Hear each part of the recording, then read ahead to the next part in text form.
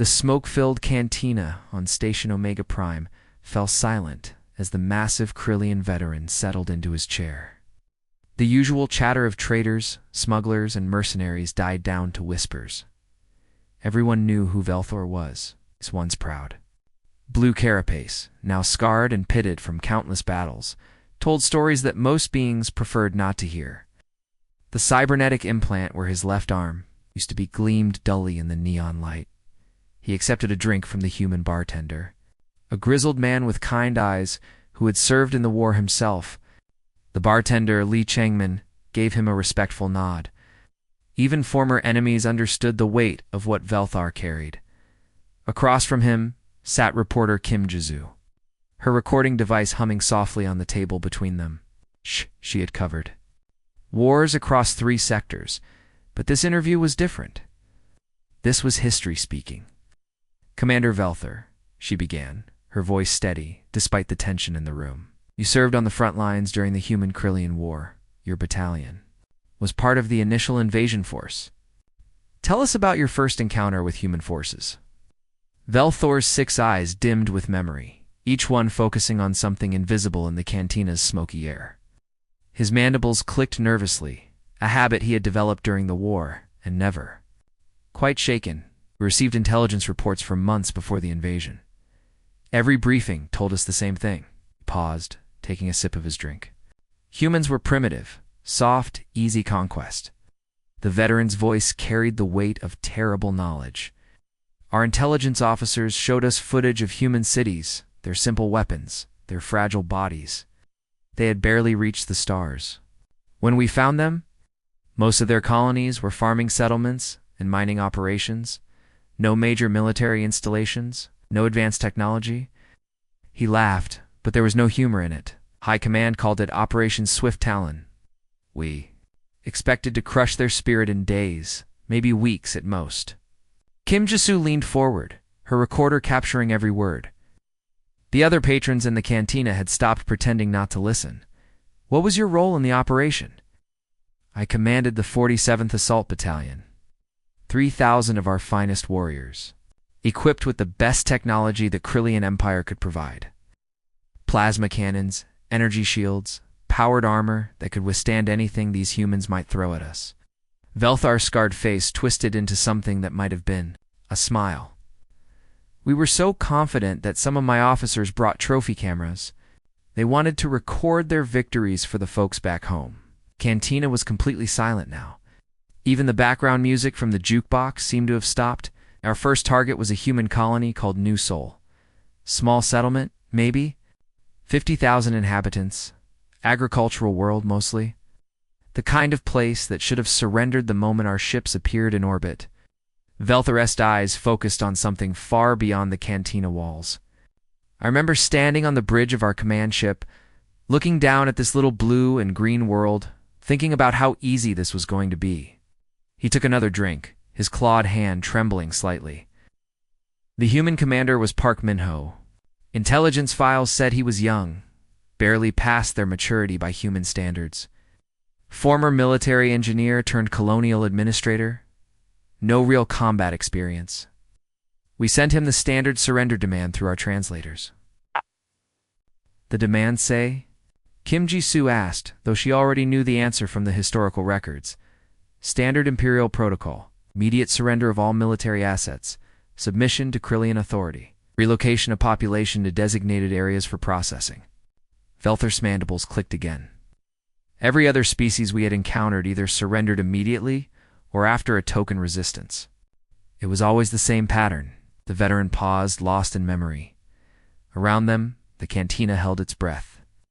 We waited exactly 1 standard hour for a response as per Imperial law. When the communication came through, my translator looked confused. He asked Park Min-ho to repeat his message, thinking there had been an error. Velthor's 6 eyes now focused directly on Kim Ji-soo. The human commander transmitted back just 2 words in perfect Krillian. Come take it. A collective intake of breath swept through the cantina. Even 20 years later, those words still sent chills through anyone who had served in the war.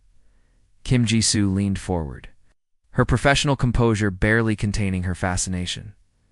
What was your reaction? I thought it was bravado. Typical. Primitive defiance before inevitable surrender. My officers laughed about it. Velthor's voice dropped to almost a whisper.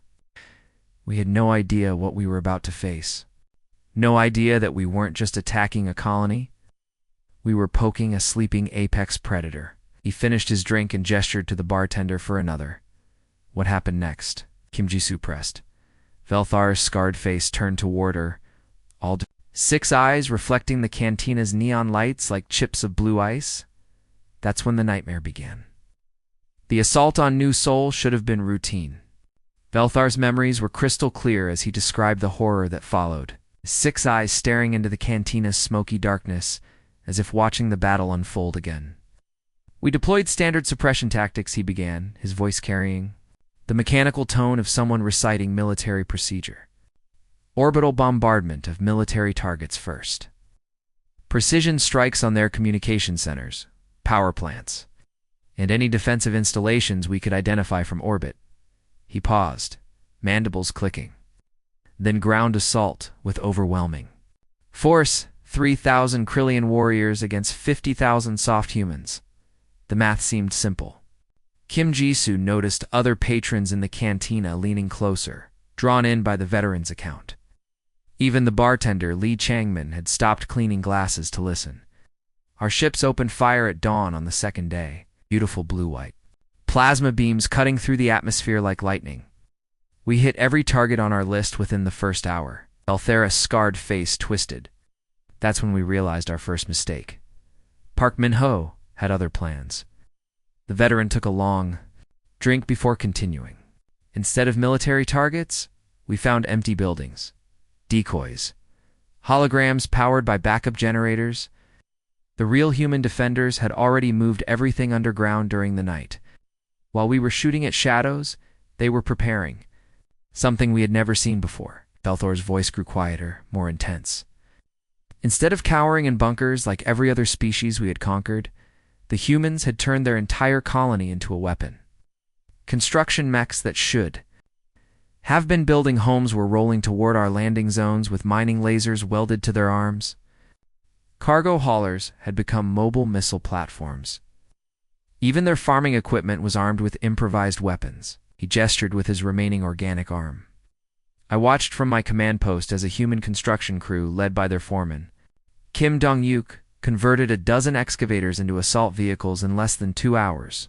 They stripped the mining equipment, welded armor plating from destroyed buildings, and created a mechanized cavalry unit that hit our left flank before we even knew they were coming. The cantina was dead silent. Even the air recycling systems seemed to hum more quietly. But that wasn't the worst part, Velthar continued, his voice barely above a whisper. The worst part was watching human engineer Lee Haijin work. She was supposed to be a civilian, someone who maintained the colony's power systems. But when our assault mechs broke through their first defensive line, she did something impossible. Kim Jisoo leaned forward. What did she do? She hacked them. Our own war machines, designed by the finest Krillian military engineers, protected by encryption that had never been broken. Velthar's eyes focused on the reporter. This human woman, bleeding from shrapnel wounds, crawling through the wreckage of her own power station, managed to reprogram 3 of our assault mechs, using nothing but salvaged parts and pure determination. The veteran's drink trembled in his clawed grip. My Lieutenant Zakthar was piloting one of those mechs when it happened. One moment he was advancing on the human defensive position, the next moment his own machine was turning its weapons on our forces. Lee Haijin had somehow overridden the control systems and turned our technology against us. What happened to her? Kim Jisoo asked, though she suspected she already knew. We shot her. 3 plasma bolts, center mass. Any Krillian would have died instantly. Velthar's mandibles clicked rapidly. She kept working. Even as her life bled out onto the concrete, she kept her hands on those controls, kept those stolen mechs fighting for her people. She didn't stop until the improvised explosive she had rigged activated, taking out our entire forward command post. The bartender Lee Changmin quietly refilled Veltor's glass without being asked. The gesture was small, but somehow meaningful. In the heavy silence, The human defenders didn't just fight, Velthor continued. They evolved their tactics in real time. Every hour brought new nightmares.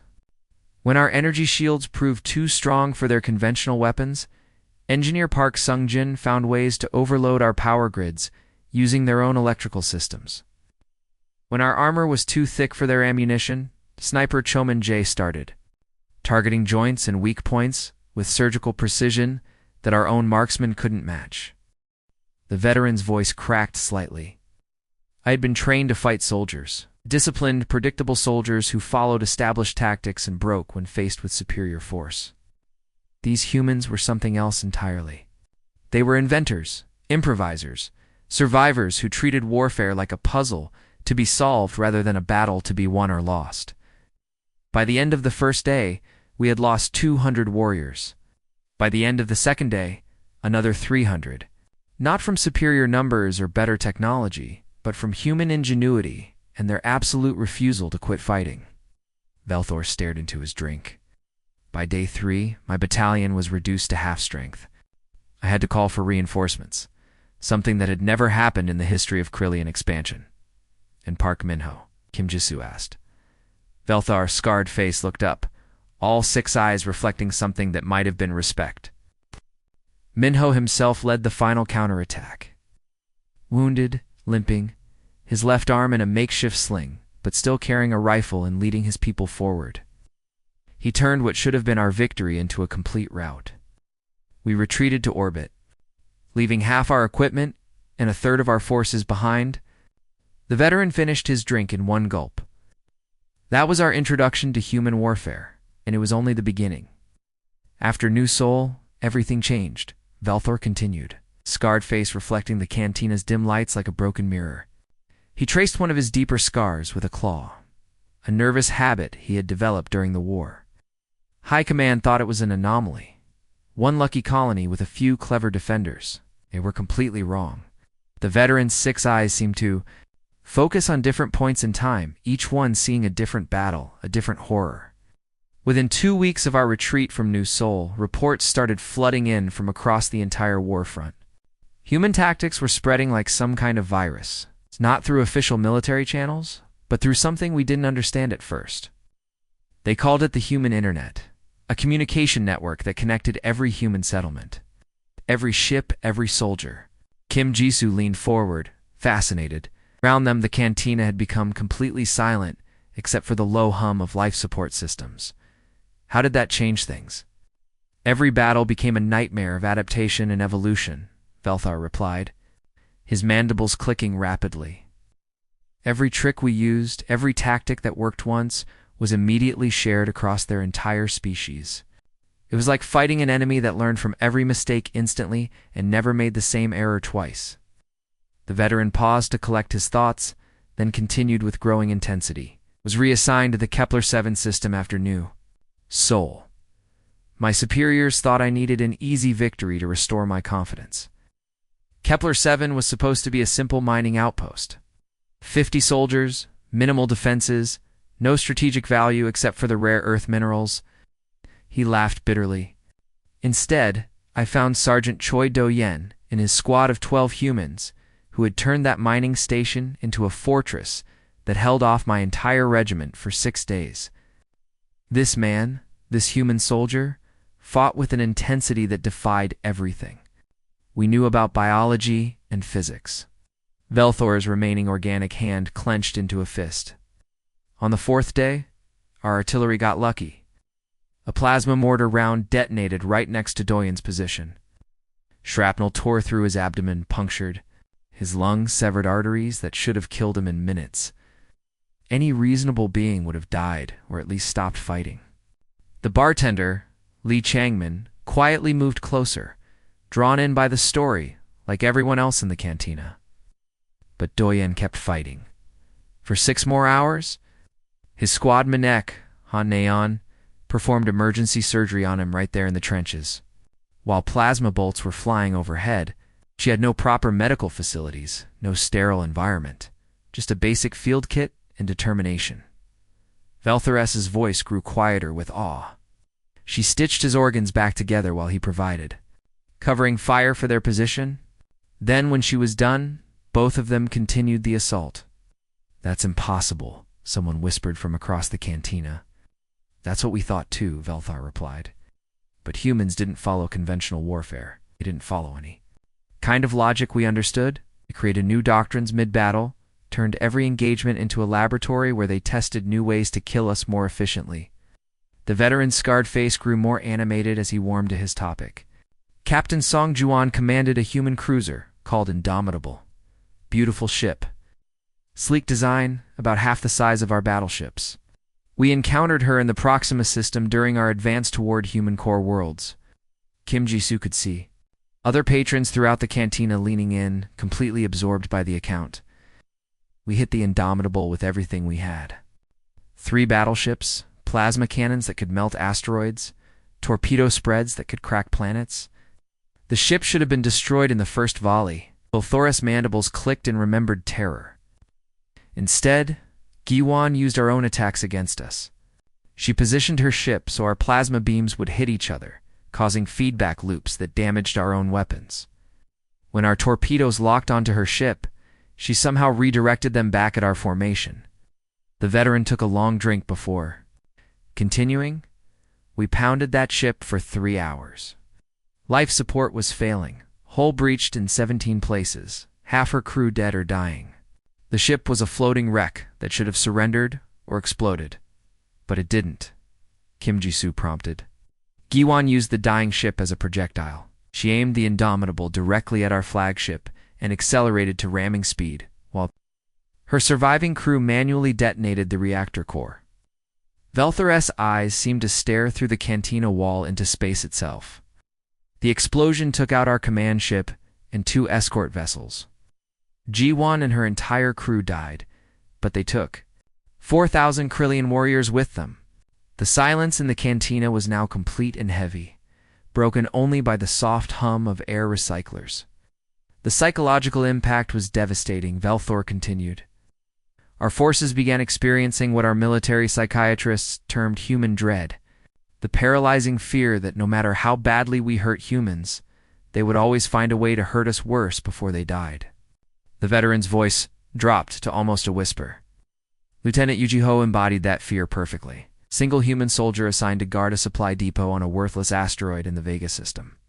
When our forces arrived to secure the depot, we expected no resistance. 1 soldier against an entire regiment. What happened?" Kim Jisoo asked, though she dreaded the answer. "Jiho held that depot alone for 3 days. 3 days against 3,000 Krillian warriors. He had converted the entire facility into a maze of traps, deadfalls, improvised weapons, and ambush points. We lost 50 soldiers just trying to reach the main building." Belthar's scarred face showed something that might have been admiration. "When we finally broke through his defenses and reached the central control room, we found him still alive, sitting calmly at his station, having rigged the entire facility to explode." The veteran's voice cracked slightly. He looked up at us. As we surrounded him, actually smiled, and said in perfect Krillian, "Tell your friends back home that humans don't surrender." Then he triggered the detonator. Velthar finished his drink and stared at the empty glass. That was when we realized we weren't fighting soldiers anymore. We were fighting an entire species that had turned warfare into an art form, and death into a weapon. The physical battles were terrible enough, Velthor said, his voice barely above a whisper, 6 eyes dim with haunted memories. "Watching our soldiers die, our ships burn, our cities fall. That was warfare as we understood it. But humans mastered something far worse, something that crawled into our minds and stayed there long after the battles ended." Veteran's scarred carapace seemed to shiver despite the cantina's warm atmosphere. Kim Jisoo noticed that other patrons had unconsciously moved closer, drawn by the terrible fascination of Velthor's account. "It started about 4 months into the war," he continued, mandibles clicking nervously. "Reports came in from across the fleet about strange incidents. Human special forces, led by operatives like Major Kim Tae-yang and Captain Park Soo-yang, began infiltrating our ships. But they weren't coming to plant bombs or steal intelligence. They were coming to terrorize us in ways we had never imagined." Velthor traced one of his deeper scars with a claw, lost in the memory. "The The first incident happened aboard the battleship Death's Edge. Captain Morcath was a veteran of 12 campaigns, feared across 3 sectors. His ship was the pride of the 7th Fleet, heavily defended, surrounded by escort vessels, impossible to breach.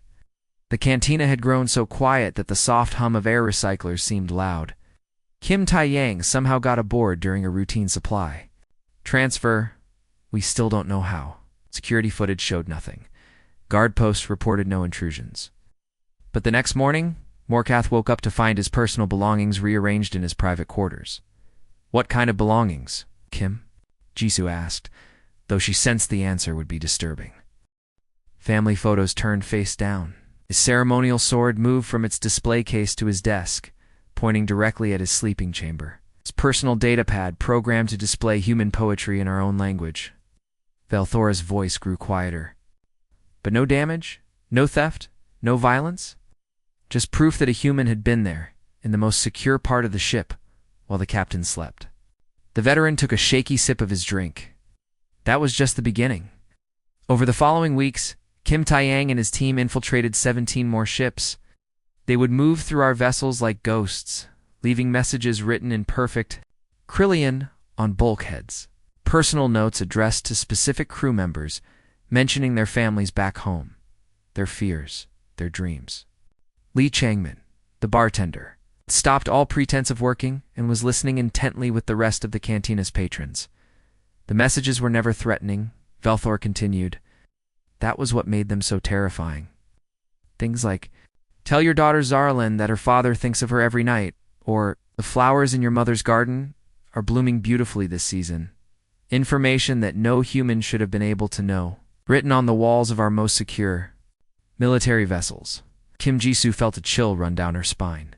How were they getting that information? We never figured it out. Our counterintelligence officers went mad trying to discover the security breach. Some thought we had traitors in our ranks. Others believed the humans had developed telepathic abilities. The truth was probably simpler. They were just better at gathering intelligence than we could comprehend. Velthor's scarred face showed something between fear and admiration. The infamous ghost protocols began shortly after. Captain Park Soo-yang pioneered this tactic. Instead of killing our wounded in battle, human forces would capture them, treat their injuries, and return them to us. That sounds merciful, Kim Jisoo said carefully. It was mercy, and that made it more terrifying than any torture, Veltha replied. My own second-in-command, Sub-Commander Cretin, was wounded in a skirmish near the Centauri system. Plasma burn across his thorax, internal bleeding, certain death within hours. We had to abandon him during our retreat. The veteran's mandibles clicked rapidly as he recalled the incident.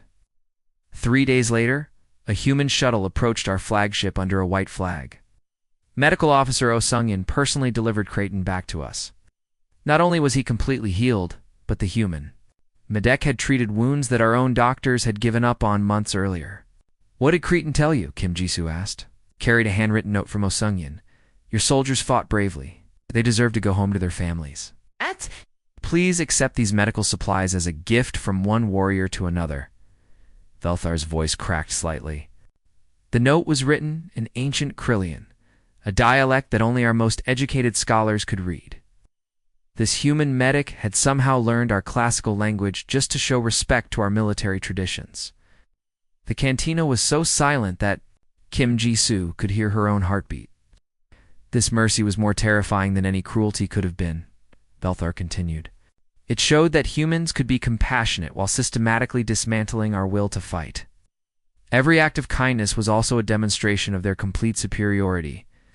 They could kill us, but they chose not to. They could torture us, but they chose to heal us instead.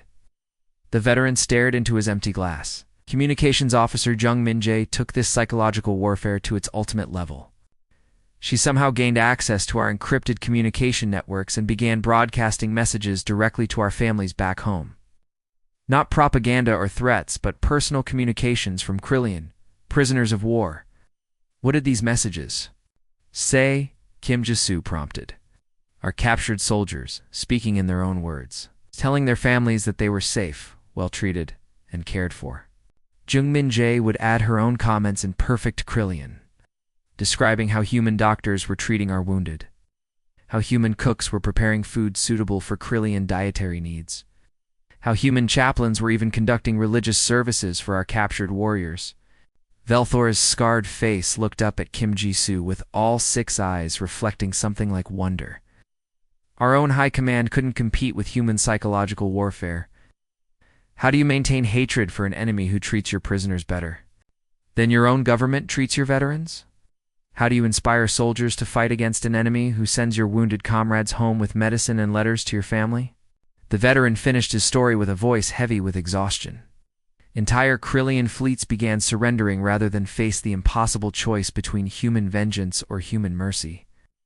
We realized that humans weren't just better at warfare than us. They were better at peace than us, too. The cantina remained silent for a long moment, everyone processing the implications of what they had heard. Finally, Kim Jisoo spoke softly. How did it end? Velthor looked up with eyes that had seen too much. It's the final nightmare. The end of the war was more terrifying than anything that came before it. The cantina had grown quiet around them as other patrons listened to Velthor's account. Even the usual background noise of clinking glasses and hushed conversations had faded to nothing. Kim Jisoo waited patiently as the old warrior gathered his thoughts, his 6 eyes staring into the smoky darkness as if seeing ghosts from a war that had ended 20 years ago. The war didn't end with conquest, Velthor finally said, his voice carrying a weight that seemed to press down on everyone in the room. It ended with understanding. And that understanding was more terrifying than any battle we had fought. The veteran's scarred carapace caught the neon light as he shifted in his chair. By the final year of the war, our forces were broken. Not destroyed, but broken in spirit. We had superior numbers, better technology, more resources, but humans had something we didn't understand then. They had hope. Kim Jisoo leaned forward, sensing this was the heart of the story. What changed everything? Admiral Kwanjuan Velthor said, pronouncing the name with something approaching reverence. The human fleet commander had done something unprecedented in the history of galactic warfare. He offered peace, not after defeat, but after demonstrating unstoppable victory. The veteran paused to take a drink, his clawed hand trembling slightly. Our high command had retreated to the Krillian home system, preparing for a final desperate defense. We had orbital defense platforms, the entire home, fleet, millions of ground troops. We were ready to fight to the last warrior. But the humans had other plans, Kim Jisoo prompted. General Seo Yuna's forces surrounded our homeworld without firing a single shot.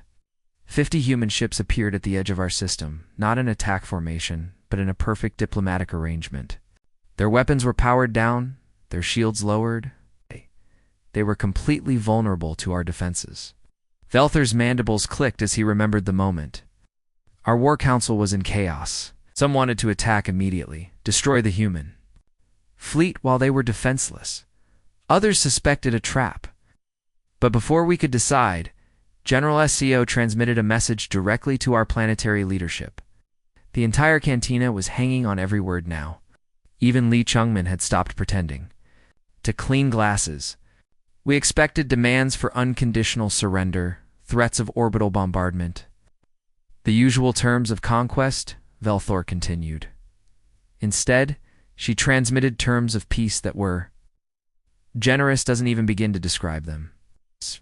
Rebuilding, aid for our damaged colonies, technological exchange programs, mutual defense pacts, even offers to help us establish new settlements on uninhabited worlds.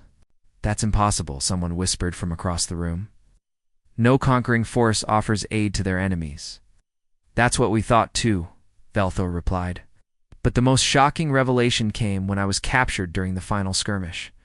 Near our moon base, Colonel Lim Seogjun, the human intelligence officer who interrogated me, showed me something that changed everything I thought I knew about the war.